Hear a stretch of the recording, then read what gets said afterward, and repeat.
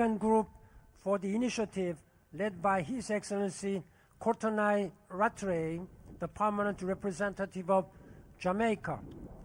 This memorial, so beautifully designed by Mr. Rodney Leon, will stand here at the United Nations headquarters to honor the memory of some 15 million men, women, and children who were forced to cross the Atlantic Ocean in slave ships.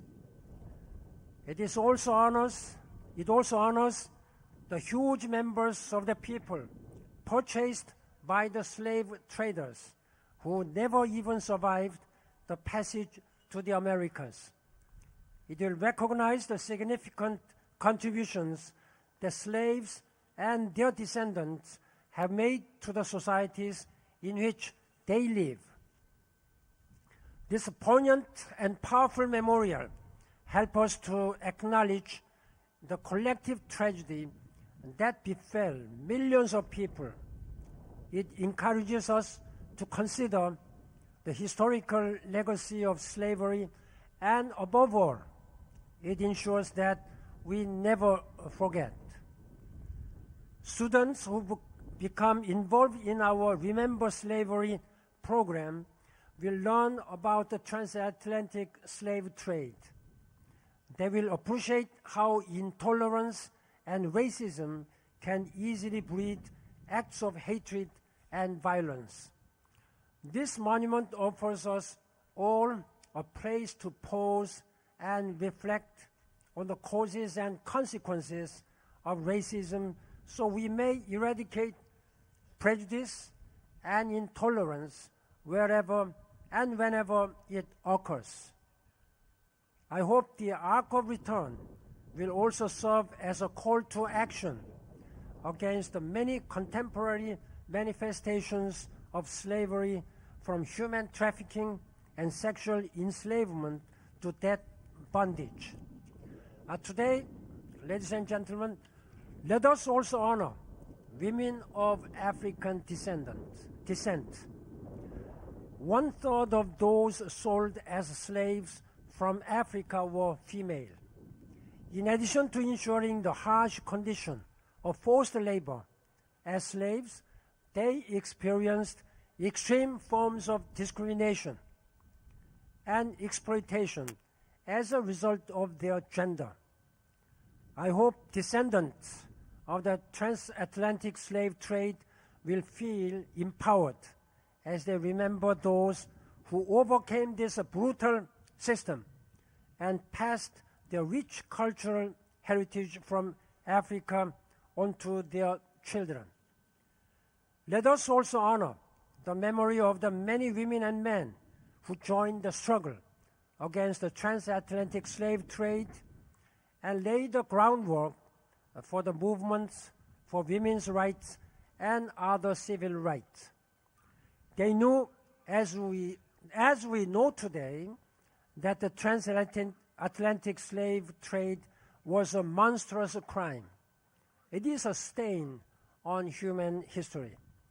This memorial stands as a strong and permanent reminder, not only of this gross injustice, but of the goals that the United Nations set for itself 70 years ago, to protect the human rights and dignity of all people. That legacy continues. By proclaiming 2015 to 2024 as the International Decade for People of African Descent, the General Assembly took an important step in promoting the rights of all people of African descent. On this International Day of Remembrance of the victims of slavery and the transatlantic slave trade, and in front of this fitting memorial, I thank all of you for sharing this historic moment with us all. I thank you very much.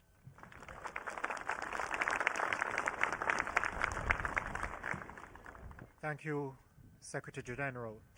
As I mentioned before, the Permanent Memorial is a project which the General Assembly has fully endorsed and which has benefited from the support of the entire membership. The Permanent Memorial Committee acknowledges the significant role played by successive presidents, including Ambassador John Ash of Antigua and Barbuda, who is here with us today and who presided over the 68th session. From a Caribbean president, therefore, we have now transitioned to an African president of the General Assembly. It is fitting that this is the case, as it adds to the symbolism of this special moment. Ladies and gentlemen, it gives me now great pleasure to call upon His Excellency, Mr. Sam Kutesa, the President of the 69th session of the General Assembly, who has provided unwavering support for the Permanent Memorial.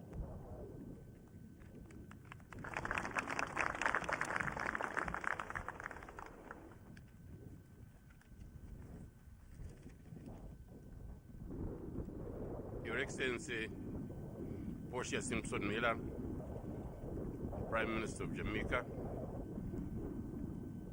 Your Excellency, Secretary General, Your Excellencies, Excellency Rotary, Permanent Representative of Jamaica, my dear friend John Ash, my predecessor, Excellencies, the Excellency, the Permanent Representative of India, the representative of the African Union. It is cold. I feel very cold. And don't forget, I come from Bang on the equator, and I'm wearing a coat. Can you imagine those who were brought here without even a coat in this kind of weather? We are gathered here to honor the spirit, courage, and legacy of victims of slavery and transatlantic slave trade. This remains one of the darkest and most abhorrent chapters in all our history. Today is a remarkable moment in the history of the United Nations as we pay homage to the millions of men, women, and children who were victims of the largest forced migration in history. To this day, the majority of the victims of this brutal and primitive trade in human lives remain unnamed and unknown. Nevertheless, their dignity and courage was boundless and worthy of this honor and tribute. You may recall that on Human Rights Day, 10 December 2014, here in New York, we launched the International Decade of the People of African Descent.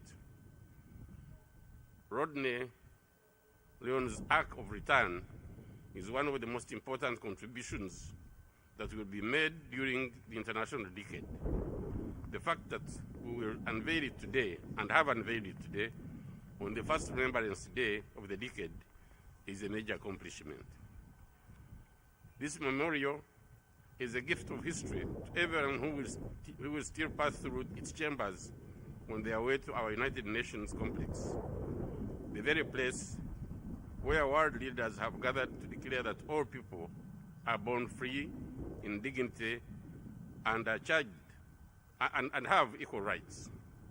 It is also the place where world leaders are charged with promoting and encouraging respect for human rights and fundamental freedoms for all without distinction. As we walk through its chambers, the Arc of Return challenges us to study and learn from the lessons of the past. It is a powerful illustration of the strength, courage, and resilience of enslaved African peoples and their descendants. This occasion also represents a window into our collective future as we vow to prevent such injustices from ever being perpetuated again against our fellow human beings. As I stressed before, we have an obligation to stop modern-day slavery in whatever form it may be disguised. According to the International Labour Organization, almost 21 million people are victims of forced labor today. This is deplorable and unacceptable in the 21st century.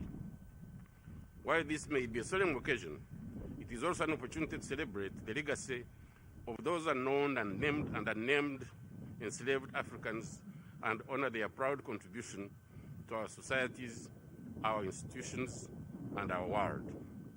We thank Rodney Leon and those member states, territories, and organizations and individuals who contributed to providing us with this moment to lift up the victims of slavery and their descendants as we declare never again.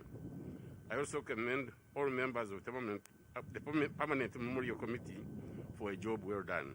I also want to thank the UNICEF for its contribution. Thank you. UNESCO, sorry. Thank you very much.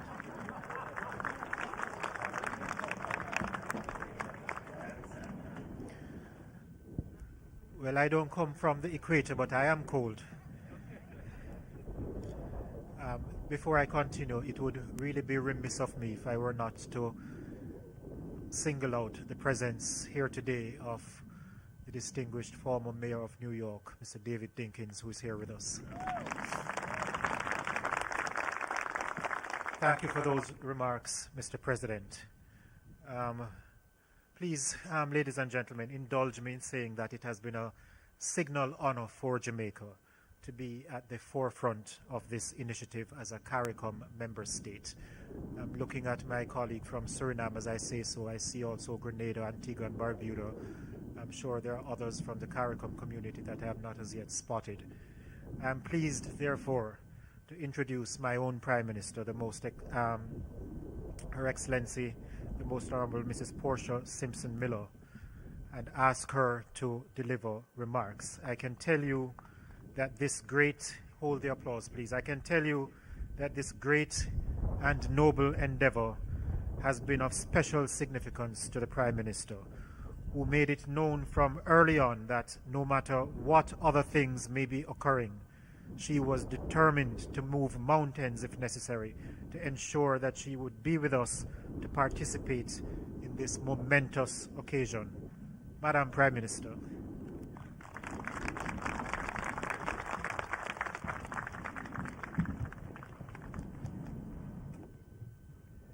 Thank you.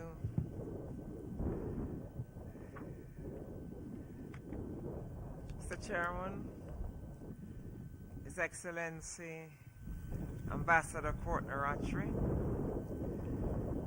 His Excellency Sam Kutesa, President of the General Assembly, His Excellency Ban Ki-moon, our Secretary General of the United Nations, other distinguished guests on the platform, Excellencies, ladies and gentlemen, members of the media.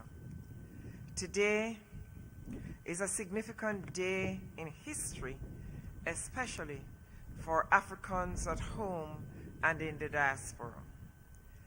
As Bob Marley sang, there's a natural mystic flowing through the air. If you listen carefully, you will hear. Today is all the more fitting for this International Day of commemoration as it was on March 25, 1807, that one European nation, Britain, passed a law to ban the forced relocation of our ancestors. Slavery continued for much longer. So for us, freedom came after a long journey. Freedom was not gifted to us, but was rather earned by the sweat, blood, and tears of millions of our forebears, on whose backs the economic foundations of the new world were built. Our people were strengthened by the hope of freedom and emboldened by the certainty of the inalienable right of every man, woman, and child to a life of dignity and equality. The indomitable spirit of our ancestors triumphed and conquered the door of no return. Here we are today in New York to unveil the permanent memorial, the Ark of Return. For generations of Africans, the return to their home, language, and lifestyle kept the flames of freedom burning and the embers of hope smoldering through the centuries. I stand before you today with mixed emotions, celebrating the ultimate triumph over the inhumane conditions of the Middle Passage and the reprehensible economic and social architecture of plantation slavery. At the same time, I, the proud daughter of the Ashanti Queen Nanny of the Maroons, cannot ignore the unspeakable tragedy of the many millions who succumbed to the dastardly conditions and whose memories now pave the annals of our history. My soul remains tortured by the historical memory of the travails of the Middle Passage, as recounted in the book, An Account of the Slave Trade on the Coast of Africa by Dr. Alexander Falconbridge, a British surgeon who took part in 4 voyages in slavers between 1780 and 1787. The slaves lie on bare planks. The surgeon, upon going between decks in the morning to examine the situation, frequently finds several dead. These dead slaves are thrown to the sharks. It often happens that those who are placed at a distance from the latrine buckets, in trying to get to them, tumbled over their companions as a result of being shackled. This situation is added to by the tubs being too small and only emptied once every day. Today, our sensibilities are not shaped just by the painful memories. Rather, our vision of the self and the future is fired by the light of liberty, for which many of our ancestors fought and died. I am proud that the countries of the Caribbean community took the lead in initiating this project with the support of the African Union. Jamaica has had the honor to chair the committee to oversee the permanent memorial project. I salute all the artists who participated in the design competition, the eminent judges, and the winner, Rodney Leon, who designed the memorial, and as the architect also delivered the final product. I'm grateful to all the countries that stood with Jamaica to ensure that funding was secured. As we unveil this permanent memorial at the United Nations in honor of the victims of slavery and the Transatlantic Slave Trade, may the people of the world never again experience such tragedy and inhumanity as chattel slavery. Let this memorial be a motivating force to galvanize our individual and collective resolve to stamp out contemporary evil of modern-day slavery. And I want to mention particularly child labor and human trafficking. This must stop. May we use this memorial to say no to all forms of racism, discrimination, and intolerance, and maintain the fight to end racial discrimination and injustice wherever in the world they exist. may the souls of the millions who endured the African Holocaust, my ancestors, and the ancestors of many of us here today, rest in peace. I thank you.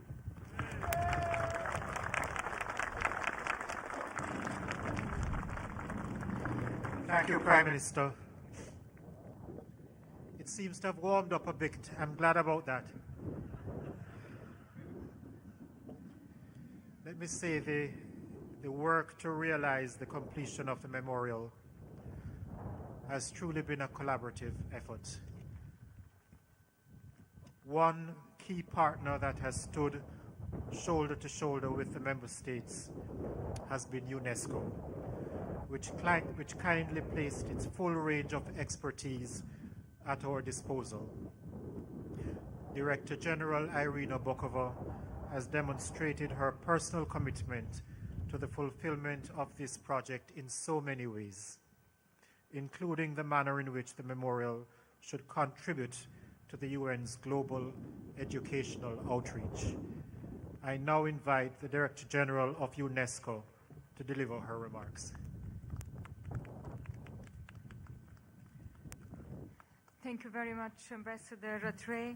Mr. Secretary General, Mr. President of the General Conference, Madam Prime Minister, Ambassadors, ladies and gentlemen, I'm deeply honored to participate in the unveiling of the permanent memorial to honor the victims of slavery and the transatlantic slave trade. This, I believe, for UNESCO also is a historic moment. This memorial stands as a statement of our commitment to break the silence around one of the most horrific tragedies in human history, the slavery and slave trade that affected tens of millions of African men, women, and children.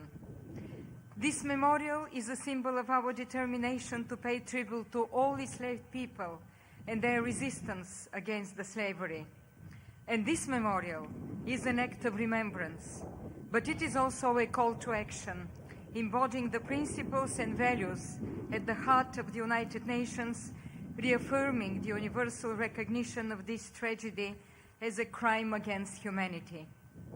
UNESCO is deeply honored to have been associated with the permanent memorial, coordinating the first phase of the international design competition that led to the selection of the winning design. Apart from that, the UNESCO Slave Route project shared its expertise and led to challenging process of selecting 16 semi-finalists among 310 proposals from 83 nationalities, 5 continents, and 4 generations of artists, architects, and designers. Let me take this opportunity to congratulate most sincerely once again Mr. Rodney Leon, winner of the competition and creator of this inspiring arc of return. Mesdames et messieurs, dans ce moment si symbolique, je pense aux paroles d'Aimé Césaire qui disait de la citadelle d'Haïti: à ce peuple qu'on voulut à genoux, il fallait un moment qui le mit debout. Ce moment, mesdames et messieurs, est un hymne à la liberté, aux hommes et femmes qui ont voulu se lever contre la traite, l'oppression et par ce geste mettre l'humanité debout. Ce moment est aussi un pari. C'est rappeler que si le crime de la traite a été commis par plusieurs nations, la mémoire de ce crime peut être rapprocher les nations, éclairer les connexions irréversibles entre les peuples, montrer qu'une partie de leur histoire s'est inscrite au-delà des mers, que nos destins sont liés. C'est le sens de l'action de l'UNESCO par ses programmes éducatifs et culturels, par le soutien à la recherche historique à travers le programme La route de l'esclave ou l'histoire générale de l'Afrique. Montrer la richesse des traditions que les peuples ont si forgées dans l'adversité et qui enrichissent l'humanité tout entière. C'est un héritage précieux pour vivre en paix dans notre monde globalisé et c'est le cœur de la décennie des personnes d'ascendance africaine. Dans cet esprit, le mémorial est la mémoire de notre avenir. On appelle à dialoguer, à respecter, à renforcer la coopération pour la justice, la vérité et la solidarité. Je vous remercie de votre attention. Thank you, Madam Bukova. We look forward to continuing our collaboration with UNESCO going forward. I now invite Ambassador Tete Antonio, Permanent Observer of the African Union, to deliver remarks, and permit me to emphatically declare to you that this memorial would not be a reality without the steadfast efforts of the group of African states. The AU has been focused on achieving our goal from the very start and has been meticulous in ensuring the development and effective educational outreach program surrounding this memorial. I want to thank, through you, Ambassador Antonio, and all the member states of the African Union for their work and contribution. Ambassador Tete Antonio.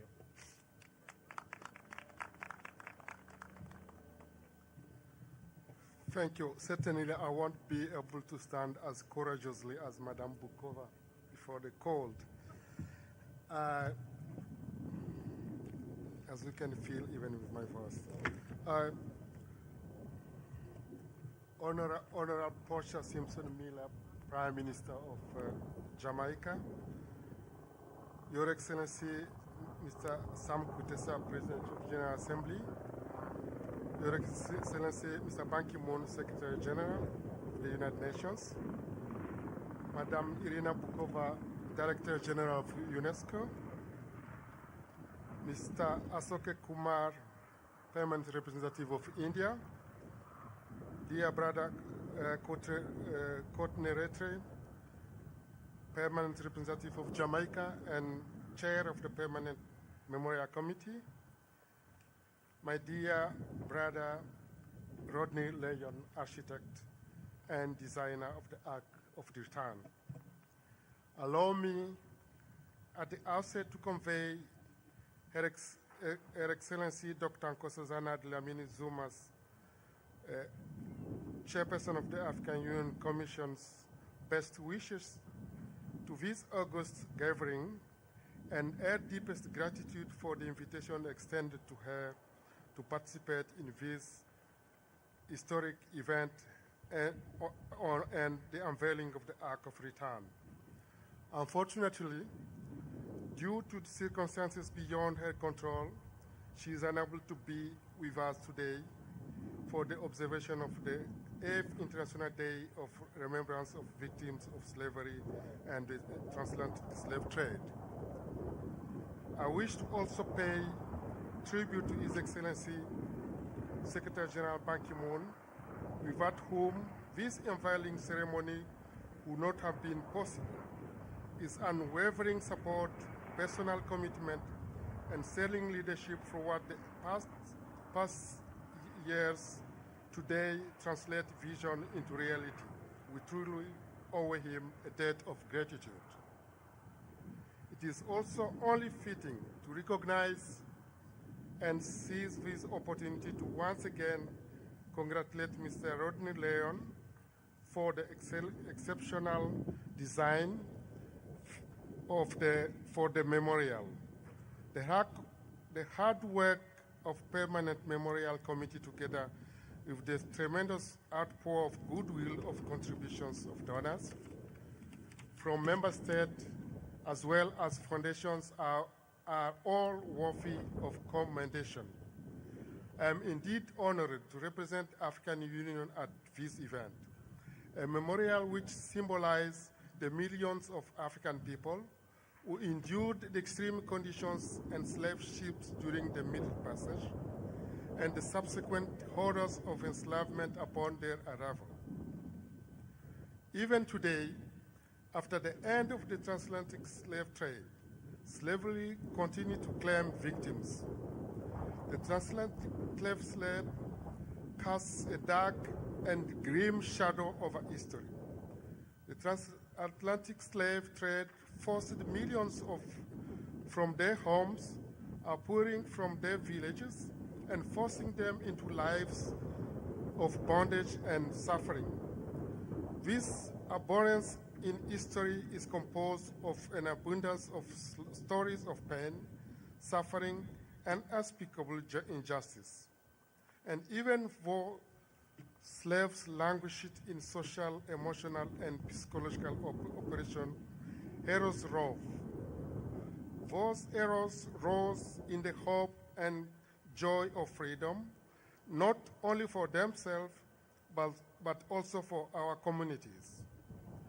Today's unveiling of the Ark of Return to honor the victims of slavery and the slave trade represent a historical landmark of the grant of the United Nations to acknowledge the tragedy and consider the legacy of slavery and transatlantic slave trade, lest we forget, in words of General Assembly Resolution 63-5 of 2008.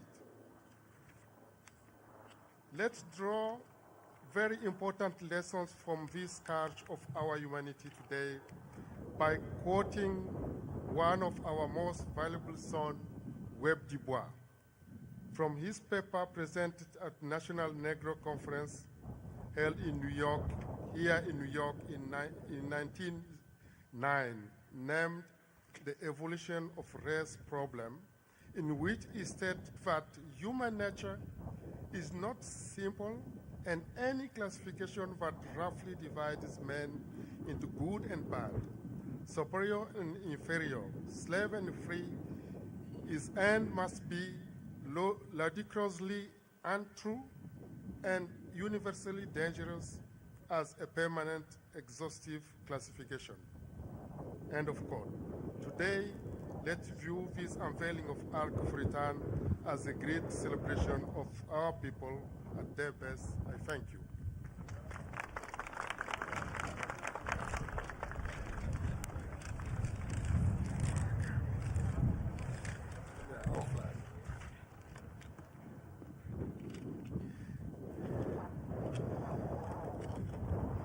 Ladies and gentlemen, this memorial has been made possible by the financial support of a wide range of stakeholders. In your programs today, you will find the full list of member states, civil society organizations, and institutions whose voluntary contributions have made this memorial a reality. It is an honor for me to recognize now the permanent representative of India, who is here as a representative of all the contributors. It is fitting that he is the person that will speak on behalf of our many donors, especially when one considers that India gave early, gave repeatedly, and gave generously. In fact, India's contribution is the largest single contribution that has been made to the Permanent Memorial Fund. So I now invite my friend and esteemed colleague, Ambassador Ashok Mukherjee, to deliver remarks on behalf of all contributors.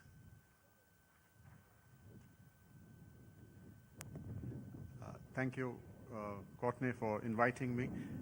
Distinguished Prime Minister of Jamaica, Madam Portia Simpson Miller, Distinguished President of the General Assembly, Mr. Sam Kutesa, Distinguished Secretary General of the United Nations, Mr. Ban Ki-moon, my distinguished friend and colleague, the permanent representative of the African Union, Distinguished Director General of UNESCO, Madam Bokova, Mr. Rodney Leon, Excellencies and friends.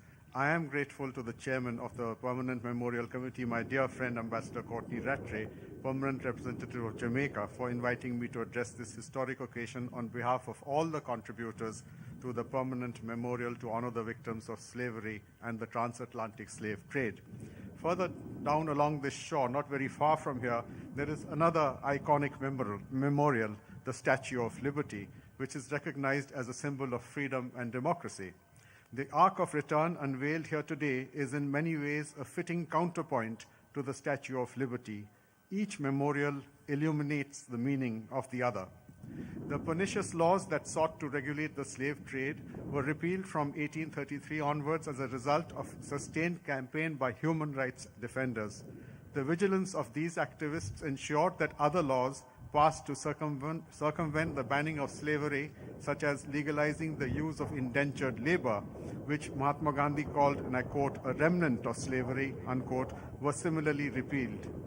The multilateral framework for our contemporary obligation to act against this evil practice is grounded in the 1926 Convention to Suppress Slavery and the Slave Trade, adopted by the League of Nations, and its supplementary conventions adopted by us here at the United Nations. The long list of voluntary contributors to the United Nations Trust Fund, both member states as well as individuals, illustrates the widespread commitment of the international community to ensure that we never forget this pernicious stain on the history of humankind. It was in June 1946 that my country, India, became the first member state to raise in the UN General Assembly the need to act against racial discrimination. Our voluntary contribution of $260,000 to the UN Trust Fund has ensured the unveiling of this memorial today and is a visible manifestation of our continued commitment to this objective. On behalf of the contributors, I would like to sincerely congratulate Mr. Rodney Leon, the architect and designer of the Ark of Return Memorial, which all visitors to the United Nations will see as they enter the United Nations headquarters. The Ark, hopefully, to quote the words of India's national poet, Rabindranath Tagore, guide us into, and I quote, the heaven of freedom where the mind is without fear and the head is held high, unquote, so that future generations can collectively ensure that the tragedy of slavery will never again befall humankind. I thank you.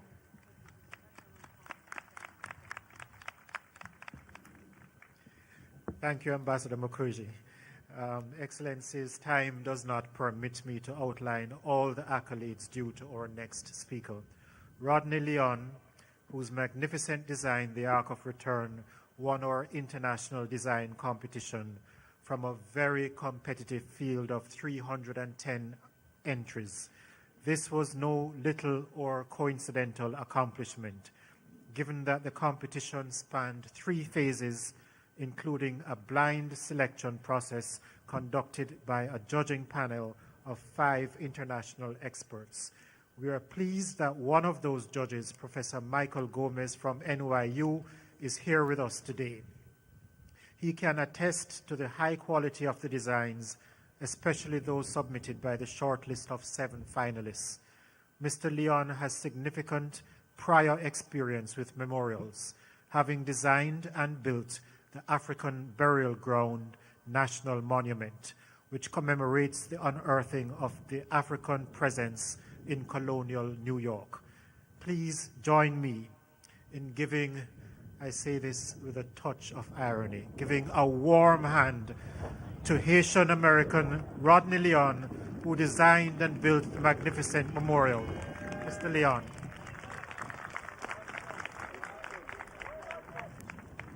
Thank you, Ambassador Rattray. Ambassador Rattray,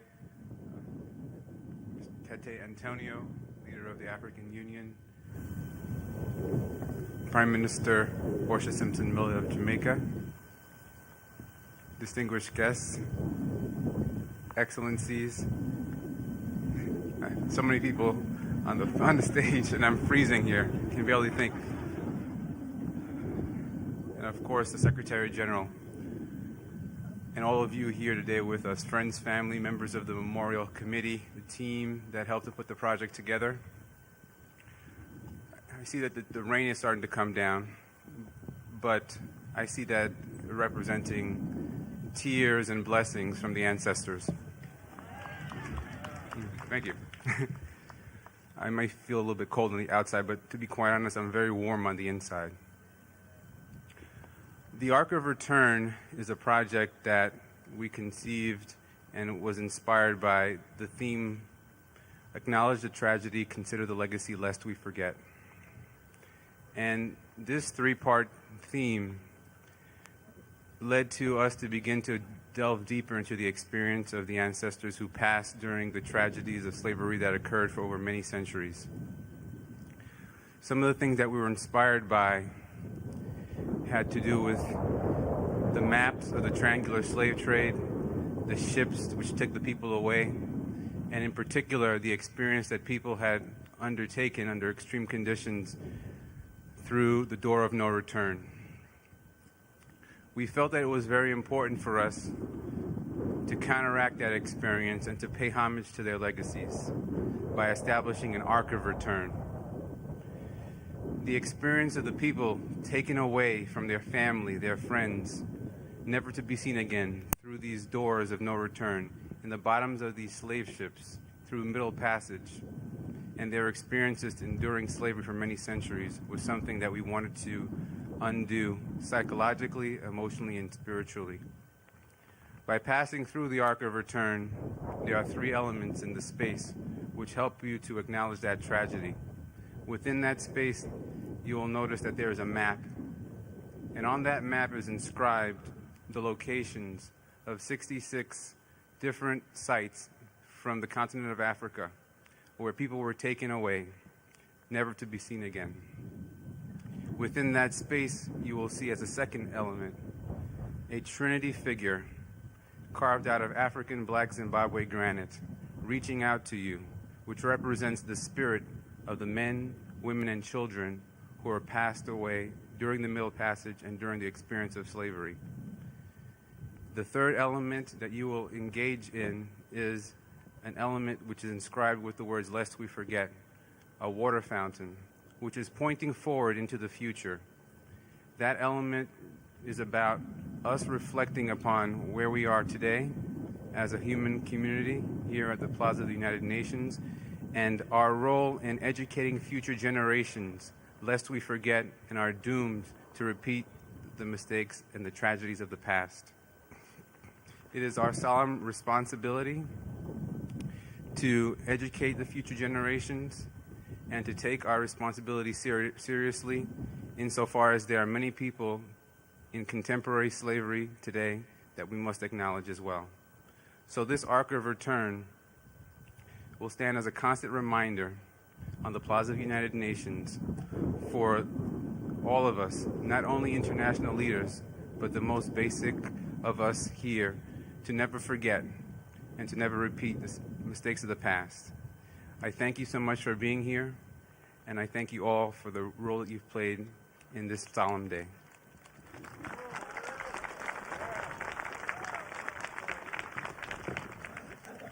Ladies and gentlemen, as we are now very near to the end of this marvelous occasion, I want to extend special thanks to some very special people who have joined us to mark this momentous occasion.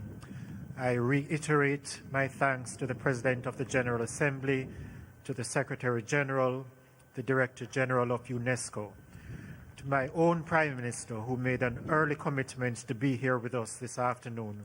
We sincerely thank her. I also extend deep gratitude to some special guests who are with us this afternoon. But before I do so, let me also pay compliment to someone who is not here. He is with us in spirit. I speak of my own predecessor, the former permanent representative of Jamaica, Ambassador Raymond Wolfe. It was through his hard work and steadfast commitment to this project that we were able to place the memorial on a firm foundation and realize the success we have achieved today. Special thanks also go to those who were among the pioneers of this initiative and whose continued support has been of immense value. I recognize once again Ambassador John Ash, also Mr. Amir Dosal, Mr. Roland Rich, as well as Ambassadors Crispin Gregoire and Noel Sinclair. I realize that so many more who played an important role are amongst us today and express to them heartfelt gratitude for their vision and hard work. I thank the representatives of the state and city of New York for joining us, and also the members of the Congressional Black Caucus for their support. And finally, I must thank my colleagues on the Permanent Memorial Committee and their staff, alongside the Department of Public Information, the UN Office for Partnerships, UNESCO and the NGO Subcommittee for the Elimination of Racism for their ongoing commitment. It is truly inspiring to see the turnout and the support from the wider community for this important memorial. Indeed, it is the outreach to the wider community beyond this space that will give the memorial life and purpose. For indeed, the work we do here at the United Nations is for we, the peoples of these United Nations, as stated in our charter. The work started by our predecessors continues. The struggle is now ours. As we press on towards that mountaintop, we are mindful to not be complacent, but to continue to strive for true freedom and equality. May I now invite the President of the General Assembly, the Secretary General, both these gentlemen, please come forward to cut this ribbon and to declare the permanent memorial officially open. Following the ribbon cutting, we will be treated to entertainment by the renowned Dejanibo Dance and Drum Center, who will also lead us in a procession into the warm climes of the General Assembly Hall for the commemorative meeting. Thank you, ladies and gentlemen.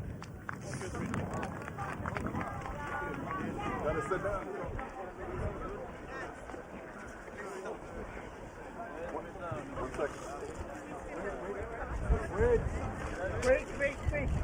Move, please. Move. Gentlemen, move, gentlemen. Move, gentlemen. John Vector, what are you doing? John Vector. Why did you do that?